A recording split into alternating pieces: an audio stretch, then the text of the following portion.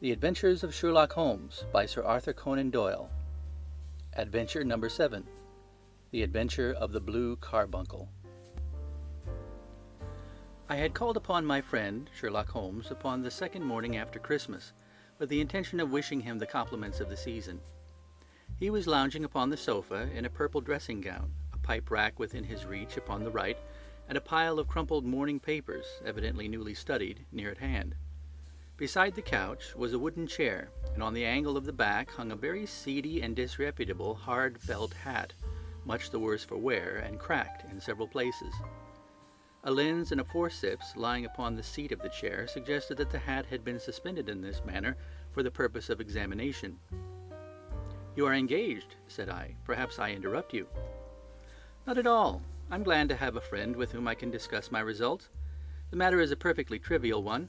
He jerked his thumb in the direction of the old hat. "But there are points in connection with it which are not entirely devoid of interest and even of instruction." I seated myself in his armchair and warmed my hands before his crackling fire, for a sharp frost had set in and the windows were thick with the ice crystals. "I suppose," I remarked, "that, homely as it looks, this thing has some deadly story linked onto it, that it is the clue which will guide you in the solution of some mystery and the punishment of some crime." No crime," said Sherlock Holmes, laughing. "Only one of those whimsical little incidents which will happen when you have 4,000,000 human beings all jostling each other within the space of a few square miles. Amid the action and reaction of so dense a swarm of humanity, every possible combination of events may be expected to take place, and many a little problem will be presented which may be striking and bizarre without being criminal. We have already had experience of such." "So much so," I remarked, "that of the last 6 cases which I have added to my notes, 3 have been entirely free of any legal crime." "Precisely. You allude to my attempt to recover the Irene Adler papers, to the singular case of Miss Mary Sutherland, and to the adventure of the man with the twisted lip. Well, I have no doubt that this small matter will fall into the same innocent category. You know Peterson, the commissionaire?" "Yes." "It is to him that this trophy belongs." "It is his hat." No, he found it. Its owner is unknown. I beg that you will look upon it not as a battered billycock, but as an intellectual problem. And first, as to how it came here. It arrived upon Christmas morning in company with a good fat goose, which is, I have no doubt, roasting at this moment in front of Peterson's fire. The facts are these. About 4 o'clock on Christmas morning, Peterson, who as you know is a very honest fellow, was returning from some small jollification and was making his way homeward down Tottenham Court Road. In front of him he saw, in the gaslight, a tallish man walking with a slight stagger and carrying a white goose slung over his shoulder. As he reached the corner of Goodge Street, a row broke out between this stranger and a little knot of roughs. One of the latter knocked off the man's hat, on which he raised his stick to defend himself, and swinging it over his head, smashed the shop window behind him. Peterson had rushed forward to protect the stranger from his assailants, but the man, shocked at having broken the window and seeing an official-looking person in uniform rushing towards him, dropped his goose, took to his heels, and vanished amid the labyrinth of small streets which lie at the back of Tottenham Court Road. The roughs had also fled at the appearance of Peterson, so that he was left in possession of the field of battle, and also of the spoils of victory in the shape of this battered hat and a most unimpeachable Christmas goose, which surely he restored to their owner. My dear fellow, there lies the problem. It is true that "For Mrs. Henry Baker" was printed upon a small card which had been tied to the bird's left leg, and it is also true that the initials H.B. are legible upon the lining of this hat. But as there are some thousands of Bakers and some hundreds of Henry Bakers in this city of ours, it's not easy to restore lost property to any one of them. What then did Peterson do? He brought round both hat and goose to me on Christmas morning, knowing that even the smallest problems are of interest to me. The goose we retained until this morning, when there were signs that, in spite of the slight frost, it would be well that it should be eaten without unnecessary delay. Its finder has carried it off, therefore, to fulfill the ultimate destiny of a goose, while I continue to retain the hat of the unknown gentleman who lost his Christmas dinner. Did he not advertise? No. Then what clue could you have as to his identity?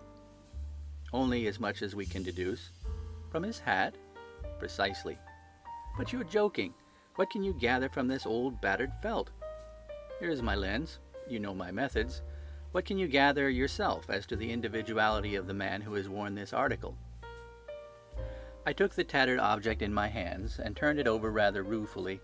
It was a very ordinary black hat of the usual round shape, hard and much the worse for wear. The lining had been of red silk, but was a good deal discolored. There was no maker's name, but as Holmes had remarked, the initials H.B. were scrawled upon one side. It was pierced in the brim for a hat securer, but the elastic was missing. For the rest, it was cracked, exceedingly dusty, and spotted in several places, although there seemed to have been some attempt to hide the discolored patches by smearing them with ink. "I can see nothing," said I, handing it back to my friend.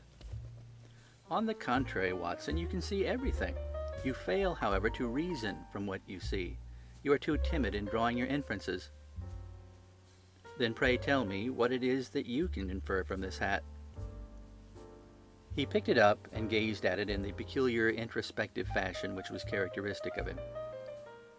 "It is perhaps less suggestive than it might have been," he remarked. "And yet there are a few inferences which are very distinct, and a few others which represent at least a small balance of probability. That the man was highly intellectual is of course obvious upon the face of it, and also that he was fairly well-to-do within the last 3 years, although he has now fallen upon evil days. He had foresight, but has less now than formerly, pointing to a moral retrogression, which when taken with the decline of his fortune seems to indicate some evil influence, probably drink, at work upon him. This may account also for the obvious fact that his wife has ceased to love him." "My dear Holmes!" "He has, however, retained some degree of self-respect," he continued, disregarding my remonstrance. "He is a man who leads a sedentary life, goes out little, is out of training entirely, is middle-aged, has grizzled hair which he has had cut within the last few days, and which he anoints with lime cream. These are the more patent facts which may be deduced from his hat. Also, by the way, that it is extremely improbable that he has had gas laid on in his house." "You're certainly joking, Holmes." "Not in the least. Is it possible that even now, when I gave you these results, you are unable to see how they are attained?" "I have no doubt that I am very stupid, but I must confess that I am unable to follow you. For example, how did you deduce that this man was intellectual?" For answer, Holmes clapped the hat upon his head. It came right over the forehead and settled upon the bridge of his nose. "It is a question of cubic capacity," said he. "A man with so large a brain must have something in it." "The decline in his fortunes, then?" "This hat is 3 years old. These flat brims curled at the edge came in then. It is a hat of the very best quality. Look at the band of ribbed silk and the excellent lining. If this man could afford to buy so expensive a hat 3 years ago, and has had no hat since, then he has assuredly gone down in the world." "Well, that is clear enough, certainly. But how about the foresight and the moral retrogression?" Sherlock Holmes laughed. "Here is the foresight," said he, putting his finger upon the little disc and loop of the hat securer. "They are never sold upon hats. If this man ordered one, it is a sign of a certain amount of foresight, since he went out of his way to take this precaution against the wind. But since we see that he has broken the elastic and is not troubled to replace it, it is obvious that he has less foresight now than formerly, which is a distinct proof of a weakening nature. On the other hand, he has endeavored to conceal some of these stains upon the felt by daubing them with ink, which is a sign that he has not entirely lost his self-respect." "Your reasoning is certainly plausible." "The further points, that he is middle-aged, that his hair is grizzled, that it has been recently cut, and that he uses lime cream, are all to be gathered from a close examination of the lower part of the lining. The lens discloses a large number of hair ends, clean cut by the scissors of the barber. They all appear to be adhesive, and there is a distinct odor of lime cream. This dust, as you will observe, is not the gritty gray dust of the street, but the fluffy brown dust of the house, showing that it has been hung up indoors most of the time, while the marks of moisture upon the inside are proof positive that the wearer perspired very freely, and could therefore hardly be in the best of training." "But his wife, you said that she had ceased to love him." "This hat has not been brushed for weeks. When I see you, my dear Watson, with a week's accumulation of dust upon your hat, and when your wife allows you to go out in such a state, I shall fear that you also have been unfortunate enough to lose your wife's affection. But he might be a bachelor. Nay, he was bringing home the goose as a peace offering to his wife. Remember the card upon the bird's leg? You have an answer for everything. But how on earth do you deduce that the gas is not laid on in his house?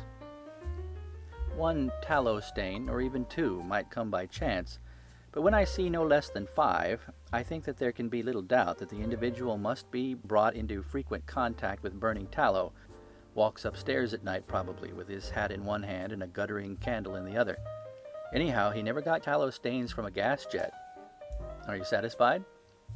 Well, it is very ingenious, said I, laughing. But since, as you said just now, there has been no crime committed and no harm done save the loss of a goose, all this seems to be rather a waste of energy. Sherlock Holmes had opened his mouth to reply when the door flew open, and Peterson, the commissionaire, rushed into the apartment with flushed cheeks and the face of a man who is dazed with astonishment. "The goose, Mr. Holmes! The goose, sir!" he gasped. "Eh? What of it, then? Has it returned to life and flapped off through the kitchen window?" Holmes twisted himself round upon the sofa to get a fairer view of the man's excited face. "See here, sir! See what my wife found in its crop!" He held out his hand and displayed upon the center of the palm a brilliantly scintillating blue stone, rather smaller than a bean in size, but of such purity and radiance that it twinkled like an electric point in the dark hollow of his hand. Sherlock Holmes sat up with a whistle. "By Jove, Peterson," said he, "this is a treasure trove indeed. I suppose you know what you've got." "A diamond, sir! A precious stone! It cuts into glass as though it were putty." "It's more than a precious stone. It's the precious stone." "Not the Countess of Morcar's blue carbuncle!" I ejaculated. "Precisely so. I ought to know its size and shape, seeing that I have read the advertisement about it in the Times every day lately. It is absolutely unique, and its value can only be conjectured, but the reward offered of £1,000 is certainly not within a 20th part of the market price." £1,000! Great Lord a mercy! The commissionaire plumped down into a chair and stared from one to the other of us. "That is the reward, and I have reason to know that there are sentimental considerations in the background which could induce the Countess to part with half her fortune if she could just recover the gem." "It was lost, if I remember aright, at the Hotel Cosmopolitan," I remarked. "Precisely so, on the 22nd of December, just 5 days ago. John Horner, a plumber, was accused of having abstracted it from the lady's jewel case. The evidence against him was so strong that the case has been referred to the assizes. I have some account of the matter here, I believe." He rummaged amid his newspapers, glancing over the dates, until at last he smoothed one out, doubled it over, and read the following paragraph. "Hotel Cosmopolitan Jewel Robbery. John Horner, 26, plumber, was brought up upon the charge of having, upon the 22nd instant, abstracted from the jewel case of the Countess of Morcar the valuable gem known as the blue carbuncle. James Ryder, upper attendant at the hotel, gave his evidence to the effect that he had shown Horner up to the dressing room of the Countess of Morcar upon the day of the robbery, in order that he might solder the second bar of the grate, which was loose. He had remained with Horner some little time, but had finally been called away. On returning, he found that Horner had disappeared, that the bureau had been forced open, and that the small morocco casket, in which, as it afterwards transpired, the Countess was accustomed to keep her jewel, was lying empty upon the dressing-table. Ryder instantly gave the alarm, and Horner was arrested the same evening. But the stone could not be found, either upon his person or in his rooms. Catherine Cusack, maid of the Countess, deposed to having heard Ryder's cry of dismay on discovering the robbery, and to having rushed into the room where she found matters as described by the last witness. Inspector Bradstreet, B Division, gave evidence as to the arrest of Horner, who struggled frantically and protested his innocence in the strongest terms. Evidence of a previous conviction for robbery having been given against the prisoner, the magistrate refused to deal summarily with the offense, but referred it to the assizes. Horner, who had shown signs of intense emotion during the proceedings, fainted away at the conclusion and was carried out of court. So much for the police court," said Holmes, thoughtfully, tossing aside the paper. "The question for us now to solve is the sequence of events leading from a rifled jewel case at one end to the crop of a goose in Tottenham Court Road at the other. You see, Watson, our little deductions have suddenly assumed a much more important and less innocent aspect. Here is the stone. The stone came from the goose, and the goose came from Mr. Henry Baker, the gentleman with the bad hat and all the other characteristics with which I have bored you. So now we must set ourselves very seriously to finding this gentleman and ascertaining what part he has played in this little mystery. To do this, we must try the simplest means first, and these lie undoubtedly in an advertisement in all the evening papers. If this fail, I have recourse to other methods. What will you say? Give me a pencil and that slip of paper. Now then, found at the corner of Goodge Street, a goose and a black felt hat. Mr. Henry Baker can have the same by applying at 6:30 this evening at 221B Baker Street. That's clear and concise. Very, but will he see it? Well, he is sure to keep an eye on the papers, since to a poor man the loss was a heavy one. He was clearly so scared by his mischance in breaking the window and by the approach of Peterson that he thought of nothing but flight. But since then he must have bitterly regretted the impulse which caused him to drop his bird. And then again, the introduction of his name will cause him to see it, for everyone who knows him will direct his attention to it. Here you are, Peterson. Run down to the advertising agency and have this put in the evening papers. In which, sir? Oh, in the Globe, Star, Pall Mall, St. James, Evening News, Standard, Echo, and any others that occur to you. Very well, sir. And this stone? Ah, yes, I shall keep the stone. Thank you. And I say, Peterson, just buy a goose on your way back and leave it here with me, for we must have one to give to this gentleman in place of the one which your family is now devouring. When the commissionaire had gone, Holmes took up the stone and held it against the light. It's a bonny thing, said he. Just see how it glints and sparkles. Of course, it is a nucleus and focus of crime. Every good stone is. They are the devil's pet baits. In the larger and older jewels, every facet may stand for a bloody deed. This stone is not yet 20 years old. It was found in the banks of the Amoy River in southern China, and is remarkable in having every characteristic of the carbuncle, save that it is blue in shade instead of ruby red. In spite of its youth, it has already a sinister history. There have been 2 murders, a vitriol throwing, a suicide, and several robberies brought about for the sake of this 40-grain weight of crystallized charcoal. Who would ever think that so pretty a toy could be a purveyor of the gallows and the prison? I'll lock it up in my strong box now, and drop a line to the Countess to say that we have it. Do you think that this man Horner is innocent? I cannot tell. Well then, do you imagine that this other one, Henry Baker, had anything to do with the matter? It is, I think, much more likely that Henry Baker is an absolutely innocent man who had no idea that the bird which he was carrying was of considerable more value than if it were made of solid gold. That, however, I shall determine by a very simple test, if we have an answer to our advertisement. And you can do nothing till then? Nothing. In that case, I shall continue my professional round. But I shall come back in the evening at the hour you have mentioned, for I would like to see the solution of so tangled a business. Very glad to have you. I dine at 7.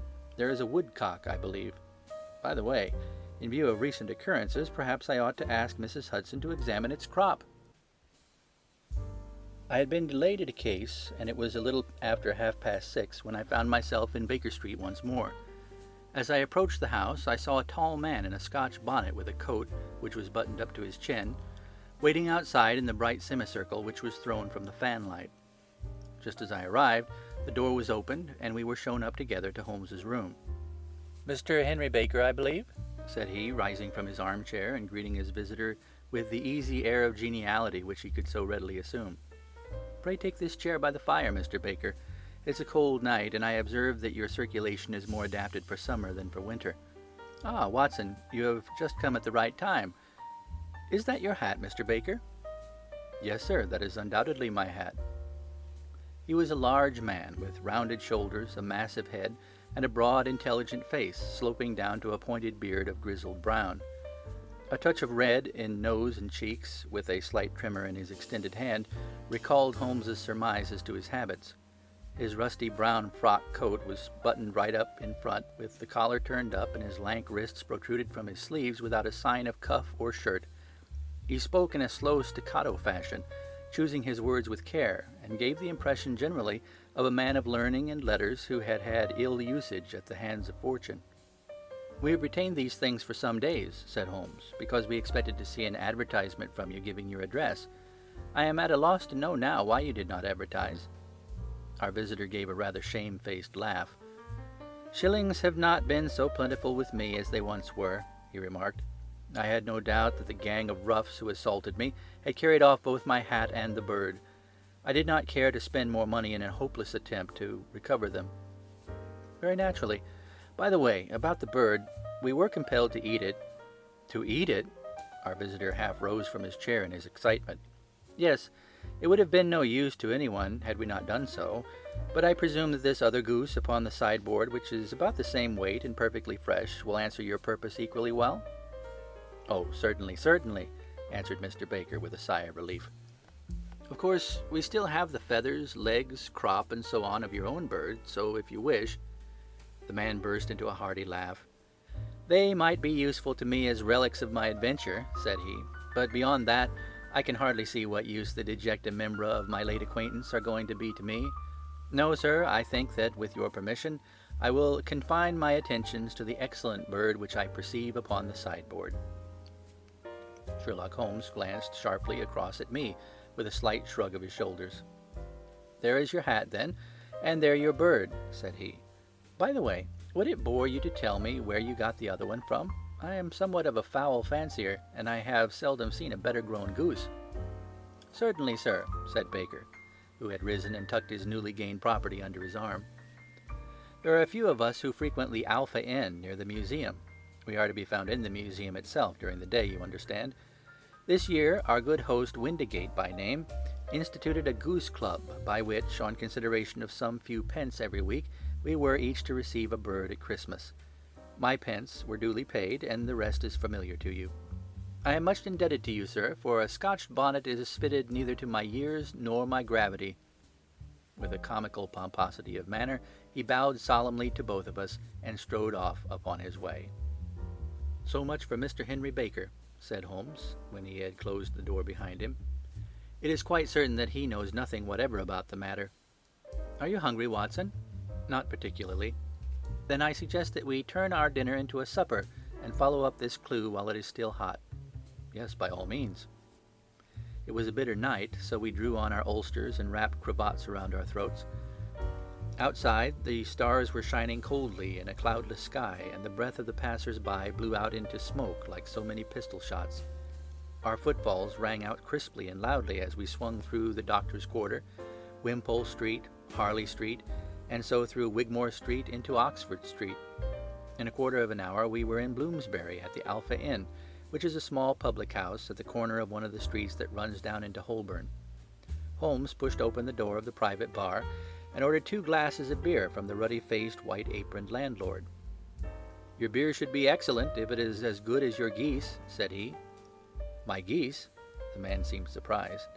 "Yes. I was speaking only half an hour ago to Mr. Henry Baker, who was a member of your goose club." "Ah, yes, I see. But you see, sir, them's not our geese." "Indeed. Whose then?" "Well, I got the 2 dozen from a salesman in Covent Garden." "Indeed. I know some of them. Which one was it?" "Breckenridge is his name." "I don't know him. Well, here's your good health, landlord, and prosperity to your house. Good night." "Now for Mr. Breckenridge," he continued, buttoning up his coat as we came into the frosty air. "Remember, Watson, that though we have so homely a thing as a goose at one end of this chain, we have at the other a man who will certainly get 7 years' penal servitude unless we can establish his innocence. It is possible that our inquiry may but confirm his guilt, but in any case we have a line of investigation which has been missed by the police, and which a singular chance has placed into our hands. Let us follow it out to the bitter end. Faces to the south, then, and quick march." We passed across Holborn, down Indal Street, and so through a zigzag of slums to Covent Garden Market. One of the largest stalls bore the name of Breckenridge upon it, and the proprietor, a horsey-looking man with a sharp face and trim side-whiskers, was helping a boy to put up the shutters. "Good evening. It's a cold night," said Holmes. The salesman nodded and shot a questioning glance at my companion. "Sold out of geese, I see," continued Holmes, pointing at the bare slabs of marble. "Let you have 500 tomorrow morning." "That's no good." "Well, there are some on the stall with the gas flare." "Ah, but I was recommended to you." "Who by?" "The landlord of the Alpha." "Oh, yes, I sent him a couple of dozen." "Fine birds they were, too. Now, where did you get them from?" To my surprise, the question provoked a burst of anger from the salesman. "Now then, mister," said he, with his head cocked and his arms akimbo, "what are you driving at? Let's have it straight now." "It's straight enough. I should like to know who sold you the geese which you supplied to the Alpha." "Well, then, I shan't tell you. So now." "Oh, it's a matter of no importance. But I don't know why you should be so warm over such a trifle." "Warm? You'd be as warm, maybe, if you were pestered as I am. When I pay good money for a good article, there should be an end to the business. But it's where the geese, and who did you sell the geese to, and what will you take for the geese? One would think they are the only geese in the world to hear the fuss that's made over them." "Well, I have no connection with any other people who have been making inquiries," said Holmes carelessly. "If you won't tell us, the bet's off, that's all. But I'm always ready to back my opinion on a matter of fowls, and I have a fiver on it that the bird I ate is country bred." "Well, then, you've lost your fiver, for it's town bred," snapped the salesman. "It's nothing of the kind." "I say it is." "I don't believe it." "Do you think you know more about fowls than I, who have handled them ever since I was a nipper? I tell you all those birds that went to the Alpha were town bred." "You'll never persuade me to believe that." "Will you bet, then?" "It's merely taking your money, for I know that I am right. But I'll have a sovereign on with you, just to teach you not to be obstinate." The salesman chuckled grimly. "Bring me the books, Bill," said he. The small boy brought round a small thin volume and a great greasy-backed one, laying them out together beneath the hanging light. "Now then, Mr. Cocksure," said the salesman, "I thought that I was out of geese, but before I finish you'll find that there's still one left in my shop. You see this little book? Well, that's the list of the folk from whom I buy. Do you see? Well then, here on this page are the country folk, and the numbers after the names are where their accounts are in the big ledger. Now then, you see this other page in red ink? Well, that's a list of my town suppliers. Now look at that third name. Just read it out to me." "Mrs. Oakshott, 117 Brixton Road, 249, read Holmes. "Quite so. Now, turn that up in the ledger." Holmes turned to the page indicated.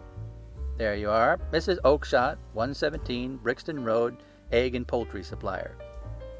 Now then, what's the last entry?"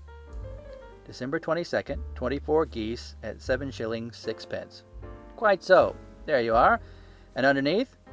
Sold to Mr. Windigate of the Alpha at 12 shillings. What do you have to say now?" Sherlock Holmes looked deeply chagrined. He drew a sovereign from his pocket and threw it down upon the slab, turning away with the air of a man whose disgust is too deep for words. A few yards off, he stopped under a lamp-post and laughed in the hearty, noiseless fashion which was peculiar to him. "When you see a man with whiskers of that cut and the pink 'un protruding out of his pocket, you can always draw him by a bet," said he. "I dare say that if I had put £100 down in front of him, that man would not have given me such complete information as was drawn from him by the idea that he was doing me on a wager. Well, Watson, we are, I fancy, nearing the end of our quest, and the only point which remains to be determined is whether we should go on to this Mrs. Oakshott tonight, or whether we should reserve it for tomorrow. It is clear from what that surly fellow said that there are others besides ourselves who are anxious about this matter, and I should—" His remarks were suddenly cut short by a loud hubbub which broke out from the stall which we had just left. Turning round, we saw a little rat-faced fellow standing in the center of the circle of yellow light which was thrown by the swinging lamp, while Breckenridge, the salesman, framed in the door of his stall, was shaking his fists fiercely at the cringing figure. "I've had enough of you and your geese," he shouted. "I wish you were all at the devil together. If you come pestering me any more with your silly talk, I'll set the dog at you. You bring Mrs. Oakshott here, and I'll answer to her, but what do you have to do with it? Did I buy the geese off you?" "No, but one of them was mine all the same," whined the little man. "Well, then ask Mrs. Oakshott for it." "She told me to ask you." "Well, you can ask the King of Prussia for all I care. I've had enough of it. Get out of this." He rushed fiercely forward, and the inquirer flitted away into the darkness. "Ha, this may save us a visit to Brixton Road," whispered Holmes. "Come with me, and we will see what is to be made of this fellow." Striding through the scattered knots of people who lounged round the flaring stalls, my companion speedily overtook the little man and touched him upon the shoulder. He sprang round, and I could see in the gaslight that every vestige of color had been driven from his face. "Who are you, then? What do you want?" he asked in a quavering voice. "You will excuse me," said Sherlock Holmes, blandly, "but I could not help overhearing the questions which you put to the salesman just now. I think that I could be of assistance to you." "You? Who are you? How could you know anything of the matter?" "My name is Sherlock Holmes. It is my business to know what other people don't know." "But you could know nothing of this." "Excuse me, I know everything of it. You are endeavouring to trace some geese which were sold by Mrs. Oakshott of Brixton Road to a salesman named Breckenridge, by him in turn to Mr. Windigate of the Alpha, and by him to his club, of which Mr. Henry Baker is a member." "Oh, sir, you are the very man whom I have longed to meet," cried the little fellow, with outstretched arms and quivering fingers. "I can hardly explain to you how interested I am in this matter."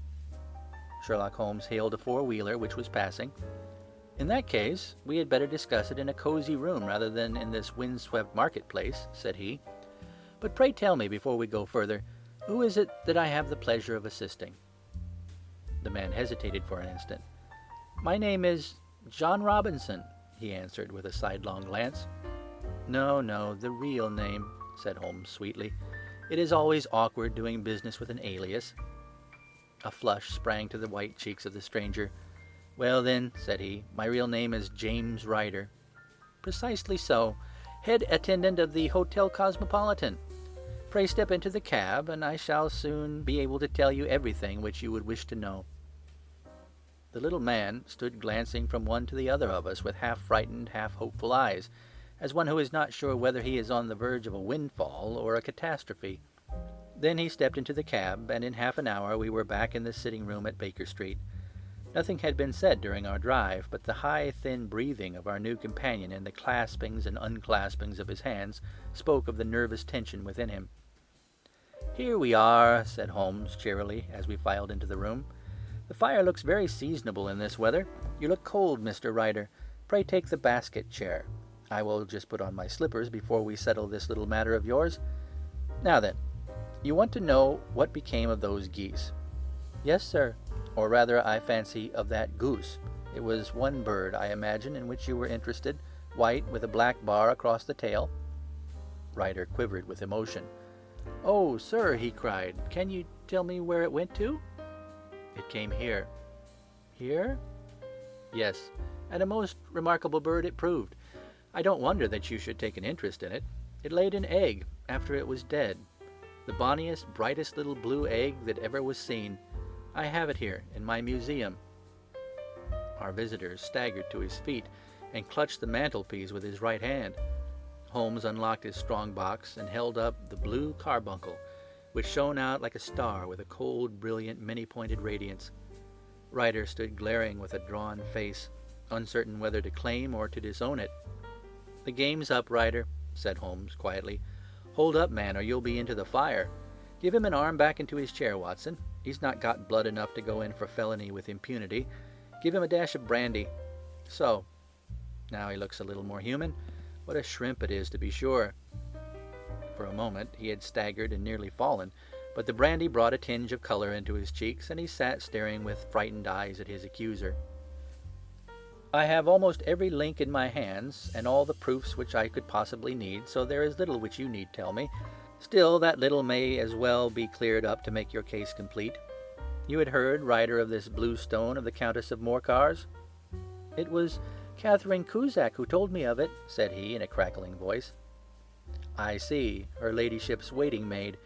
Well, the temptation of sudden wealth so easily acquired was too much for you, as it has been for better men before you.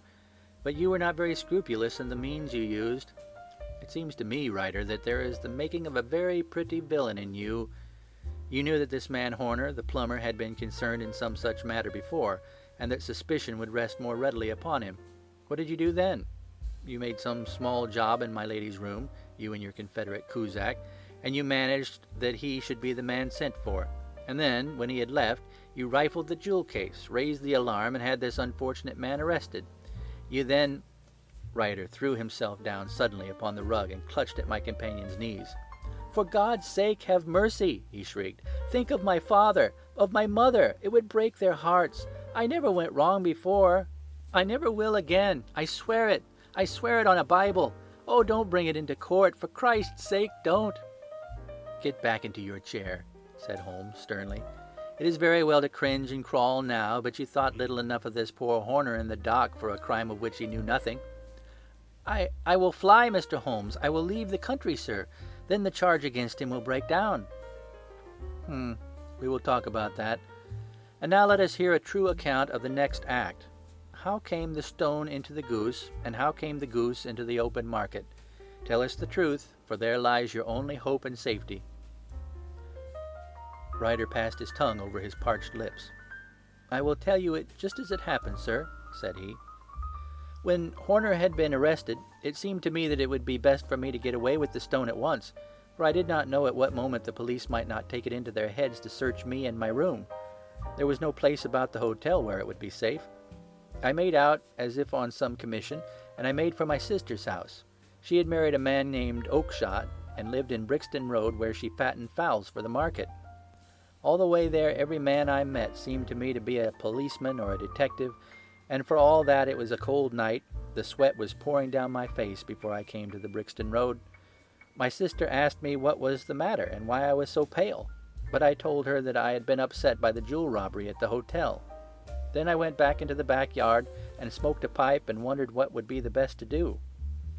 I had a friend once, called Maudsley, who went to the bad and had just been serving his time in Pentonville.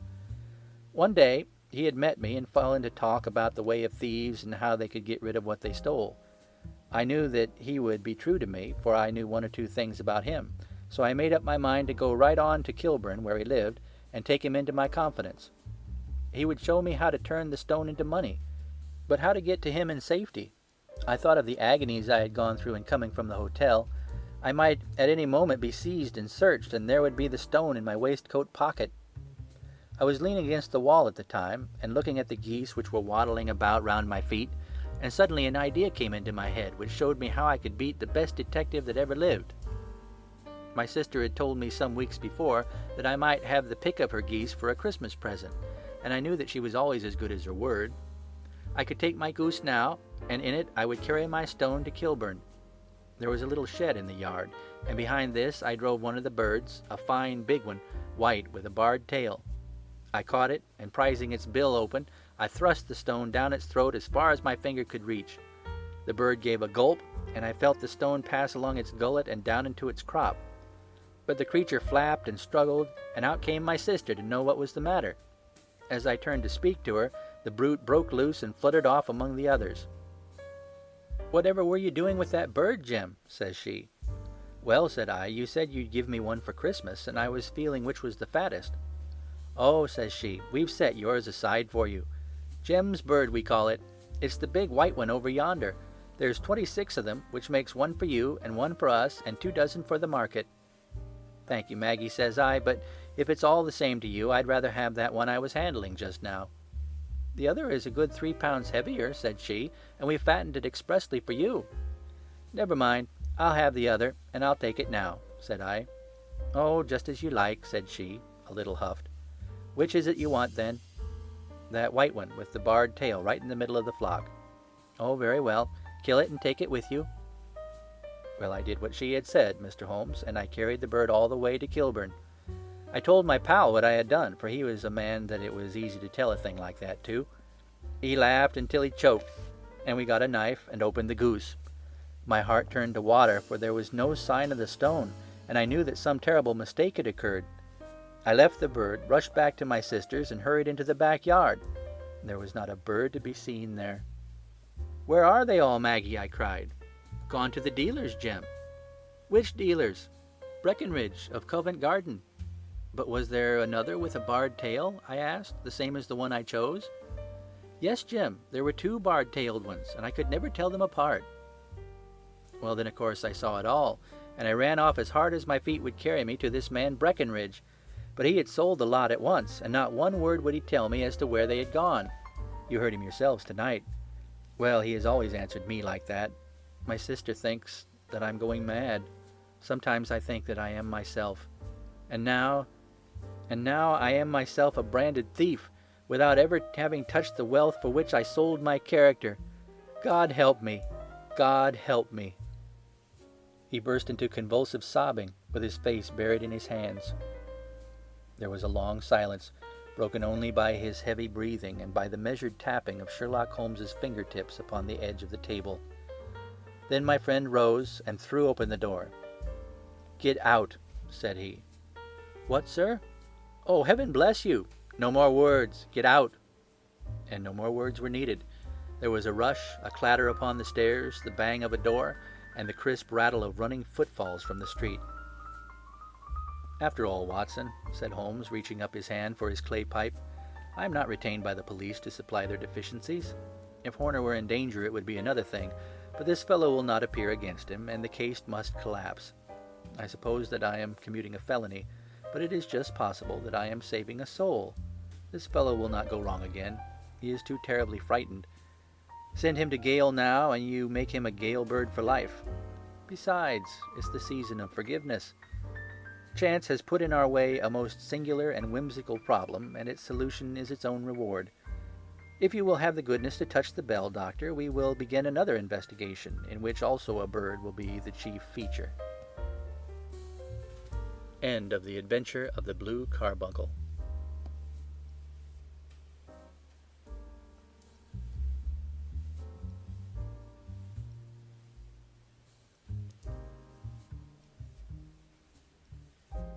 Thank you for listening to this chapter.